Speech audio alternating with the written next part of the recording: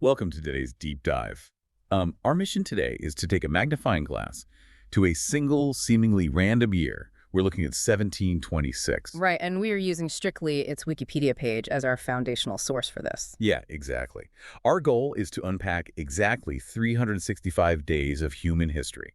We want to show you how dissecting just one year reveals a cross-section of a world in this massive, chaotic transition. It really is a massive transition. You have this collision of absolute empires trying to consolidate power alongside the really unforgiving realities of global trade. Not to mention the brilliant cultural milestones and, well, some bizarre instances of what you would absolutely recognize today as viral fake news. Oh, the fake news of 1726 is wild. But before we even look at the events of that year, we have to look at the calendar itself, because the world back then was literally not on the same page. Right, the whole calendar mismatch thing. Exactly. If you were an English merchant sailing across the English Channel to France in January of 1726, the moment you stepped off the boat, you instantly leaped forward 11 days in time. That is just, imagine trying to coordinate a modern global supply chain like that. Or even just scheduling a Zoom meeting when London thinks it's Tuesday the 4th and Paris insists it's Saturday the 15th. It would be a nightmare. Great Britain and its colonies were still clinging to the old Julian calendar, while much of Europe had already adopted the Gregorian calendar. And that 11-day gap is just the perfect lens for this era, you know? You have a world becoming deeply interconnected through trade, but completely fragmented in how it actually operates. No, it creates this fascinating tension. The globe is shrinking, but the mechanisms to control it are incredibly fragile. And you see that fragility play out immediately at the very highest levels of government. Because the major powers were frantically trying to modernize their authority, right? Exactly. The old system of a king just, pointing a sword and demanding loyalty that was no longer enough to govern these sprawling, complex empires. So let's look at how that played out in China. Because the Yongsheng emperor essentially unleashes his chief enforcer. Yeah, the vice minister of punishments. Right. He uses him to aggressively interrogate this mid-level official named Qin Daran. And this interrogation uncovers a massive conspiracy, revealing that the emperor's own brothers are actively plotting a coup to overthrow him. And the fallout from that is swift and permanent. The emperor systematically strips his brothers of their royal status, removes them from the imperial clan, and just throws them in prison. Wow. Yeah, and one of those brothers, Yuntang, actually dies in captivity later that very same year in September. It reads exactly like a modern corporate hostile takeover. Yeah. You have a ruthless CEO who suspects the board is moving against him, so he brings in his head of internal security. Right, extracts the damning emails and purges the boardroom. Exactly. Except in 1726, the boardroom is an empire, and being voted out literally means you lose your life. That's a great analogy. And that impulse to centralize and secure power through, systematic bureaucracy that's happening simultaneously across the globe. Rulers are realizing they need institutional control, not just personal intimidation. Like what was happening in Russia around the same time. Yes. In February, Russia establishes the Supreme Privy Council. This wasn't just a fancy new title. It fundamentally shifted power away from the chaotic daily whims of the monarch and concentrated it into a formalized board of 6 highly influential advisors. So they're building the machinery of the modern state. Right. And you can actually see the older, more personal methods of diplomacy failing in real time. Oh, absolutely. Look at France's very first ambassador to Russia, Jacques de Camperdon. He aptly packs up and leaves in March. Because he failed to set up a marriage, right? Yeah, he had spent 4 years trying to arrange a marriage between King Louis XV and the Russian Empress's daughter, or secure a Franco-Russian alliance, and he just fails entirely. The classic royal arranged marriage falls totally flat against this new bureaucratic reality. And while those old methods fail, new bureaucratic battle lines are being drawn all over Europe. You have the First Treaty of Vienna, which creates this Austro-Spanish alliance specifically aimed against Great Britain. Meanwhile, back in France, King Louis XV is orchestrating his own executive purge. He brings back his former tutor, André Hercule de Fleury, to effectively run the government. Fleury later becomes a cardinal, doesn't he? He does, yeah.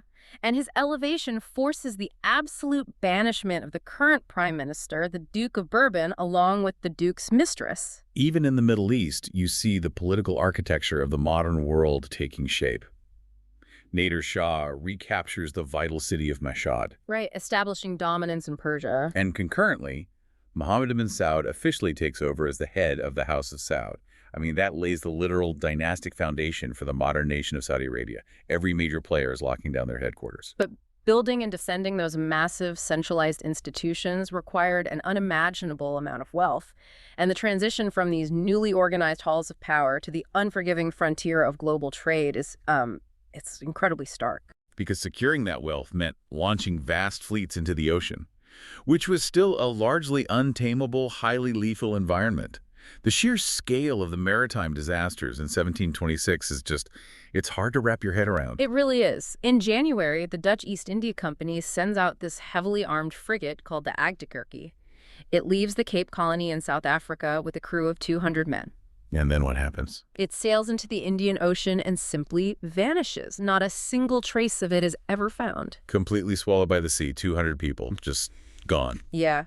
And yet the fate of the Portuguese Navy galleon, the Santa Rosa, is somehow even more horrifying. Oh, the gunpowder ship. Yes. In September, this massive vessel is sailing off the coast of Recife, Brazil.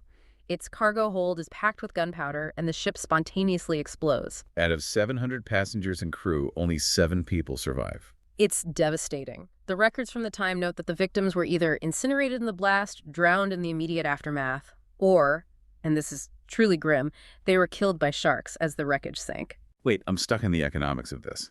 If an empire's entire goal is accumulating wealth and projecting strength, how does losing a heavily armed frigate or a 700-person galleon full of gunpowder make any financial sense? It's a valid question. Weren't these expeditions just way too massive of a gamble? I mean, how did they justify that level of loss?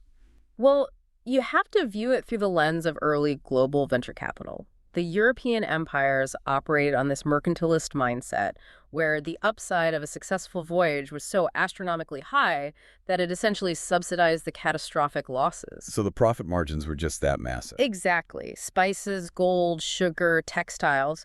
They brought in such wealth that losing a ship, even one with 700 souls on board, was factored in as an acceptable cost of doing business. The ships were assets. The sailors were just expendable labor. A completely dehumanized ledger. Yeah, and that brings us to the darkest application of that ledger, the transatlantic slave trade. The calculation that human life was merely capital reached its absolute most horrific conclusion here. Right. And as we look at the sources, they outline the brutal math of this enterprise. In March of 1726, the slave ship L'Aurore arrives in New Orleans. Yes. It brings 290 enslaved black Africans who had been captured in Gambia. The voyage took 90 days, and during that horrific passage, 60 of those human beings died. It's just a stark, awful reality of the era. And the European empires were fighting viciously to monopolize that exploitation. Yeah, like what happened in West Africa, in the Kingdom of Ouidah. Right, in modern-day Benin. King Hafan grants Portuguese traders permission to build a fort in his capital, Savi. The Dutch West India Company sees their market share threatened, so they literally hire mercenaries to attack the new Portuguese fort. And they tried to burn it down by throwing flaming spears over the fortress walls. I mean, Britain, France, the Netherlands, Portugal, they're all ruthlessly competing, throwing flaming spears at each other just to control the flow of enslaved people. It really forces us to confront a heavy contradiction. You know, we often refer to the 18th century as the dawn of the Enlightenment. It's supposed to be this era celebrating reason, individual liberty, philosophical advancement. But that intellectual golden age was entirely funded by this systemic, calculated exploitation. The wealth that allowed European philosophers to sit in cafes and discuss human rights was generated by ships like the L'Aurore. Exactly. And there is another massive contradiction here, too. These empires are projecting power across thousands of miles of wild ocean. They're throwing up forts in West Africa, mapping the Americas. But back in their own capitals, they are absolutely terrified of their own citizens. Right. They can navigate the globe, but they panic at the thought of a dozen people gathering in a living room. You're touching on the intense domestic anxiety of the era. The rulers knew that the same trade routes bringing in wealth were also bringing in radical new ideas. So they tried to draw rigid legal lines to enforce absolute homogeneity. On the borders, they're redrawing the map through treaties. Like in South America, the Spanish established the settlement of Montevideo to block Portuguese expansion. And in Chile, you have the Parliament of Negrete, which formally ends a bloody uprising by having the Spanish recognize the territorial rights of the indigenous Mapuche people. Up in North America, the British province of New York and the Iroquois Confederacy sit down to amend the 1701 Nanfan Treaty. They're basically locking the French out of crucial hunting grounds. But those external treaties are really just about securing the perimeter. The internal laws are where you see the state trying to micromanage daily life. Give me an example of the internal laws. Well, in January, Sweden adopts the Conventicle Act. This law explicitly outlawed any non-Lutheran religious meetings outside of official church services. So no private prayer groups. None. The Swedish crown was terrified of pietism, which was a movement emphasizing personal, private devotion. They feared that if people were allowed to interpret scripture in their own homes, they might soon start interpreting politics, and that leads to open rebellion. The Holy Roman Empire took that micromanagement even further, didn't they? Emperor Charles VI issues a direct order legally limiting the number of Jewish people who can be recognized as householders. Yes, part of the Familiance laws. It was a brutal demographic chokehold. The law dictated that only the eldest son of a Jewish family was legally permitted to marry and start a recognized household. What happened to the other sons? If you were a second or third son, you either remained unmarried, married secretly and illegally, or were forced into exile. It was a state-sponsored mechanism to artificially cap a minority population. Which makes the reality on the streets seem even more absurd. While kings and emperors are trying to micromanage marriages and living room gatherings, the actual daily life of the public is chaotic, violent, and highly sensational. Oh, definitely. It's like a modern true crime obsession playing out in the 1700s. The Catherine Hayes case in London completely captivated the public. On March 2nd, a night watchman is simply walking his route by the River Thames and stumbles across a severed head. Just lying there. Yeah. It sparks this massive tabloid-style frenzy. Authorities eventually display the head on a pole in a churchyard, hoping someone will recognize it. And it turns out to belong to the husband of Catherine Hayes. She and an accomplice had murdered and dismembered him. She was later convicted and executed for it. And out in the colonies, you have the English-born pirate Nicholas Brown finally being tracked down and captured in Jamaica. It's just wild out there. The public obsession with these gruesome stories served as a release valve, I think.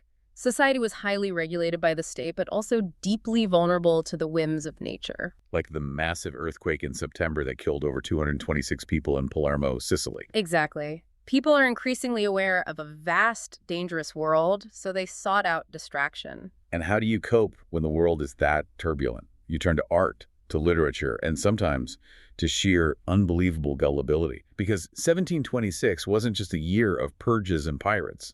It was an absolute explosion of culture and information. We are really looking at a critical tipping point in how human beings consume ideas and art.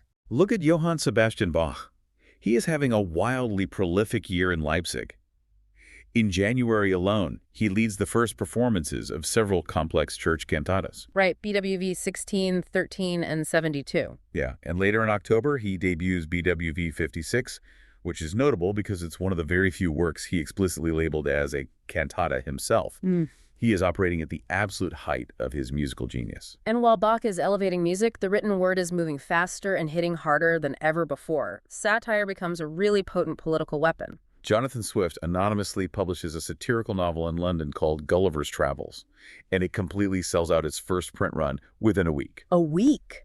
In 1726, that's incredible. People were just devouring this critique of human nature and political corruption.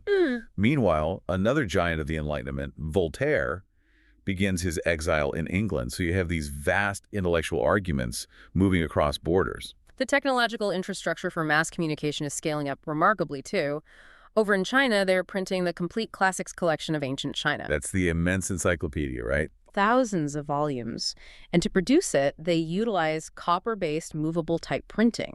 The sheer logistical achievement of casting hundreds of thousands of individual copper characters reveals a society deeply committed to preserving and mass distributing knowledge. It's the democratization of information. Yeah. But there is a massive catch to that. There always is. When you build the infrastructure for mass communication, you also build the infrastructure for mass gullibility.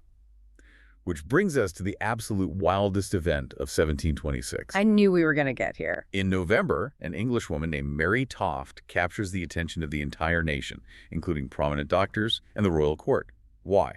because she allegedly gives birth to 16 rabbits. A medical impossibility that gripped the highest levels of British society before finally being exposed as an elaborate hoax. Wait, how does she even pull that off? Well, she had been manually inserting animal parts to fool the physicians. It was completely fabricated. I cannot get over the irony here. In the exact same year that human genius is producing Bach's intricate cantatas, mapping the globe, and printing monumental copper-type encyclopedias, the educated public is completely willing to believe that a woman just birthed a litter of rabbits. It's so bizarre. It is the 18th century equivalent of a viral internet rumor spreading on WhatsApp or Twitter. But it makes sense if you think about it. A printing press or a rapid postal network does not care about the truth. It doesn't differentiate between a masterpiece of philosophical satire like Gulliver's Travels and a completely fabricated tabloid story about rabbit births. So the speed of information increased exponentially in 1726. But human psychology, our appetite for the bizarre and the sensational, remained exactly the same. Exactly. Well, we started this deep dive by pulling one single year out of a hat and looking only at its Wikipedia page. And we didn't just find a dry list of dates. We found a deeply interconnected web. Yeah, the connections are everywhere once you look closely. The ruthless bureaucratic purges in the Chinese and French courts, the venture capital gamble of galleons exploding in the Atlantic, the horrific commodification of human life on slave ships arriving in Louisiana. And the soaring genius of Bach in Leipzig, right alongside the bizarre viral hoaxes in England. They are all driving the same transition. We are watching the blueprints of the modern world being drawn. The rulers of 1726 built the bureaucratic states we live in. The trade networks established the globalized economy we rely on. And the printing presses laid the groundwork for our modern media ecosystem. We tend to look around at our lives today and think that globalization, complex international alliances, or the chaos of viral media are purely modern phenomena. Right, but 1726 proves that these forces have been shaping human behavior for centuries.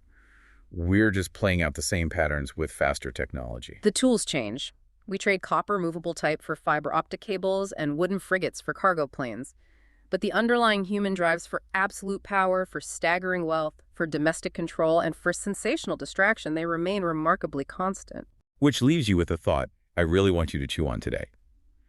We looked at an era equipped with brilliant scientific minds and best-selling political satire, and we saw them fall completely hook, line, and sinker for a hoax about a woman giving birth to a litter of rabbits. It's a humbling thought. It really is.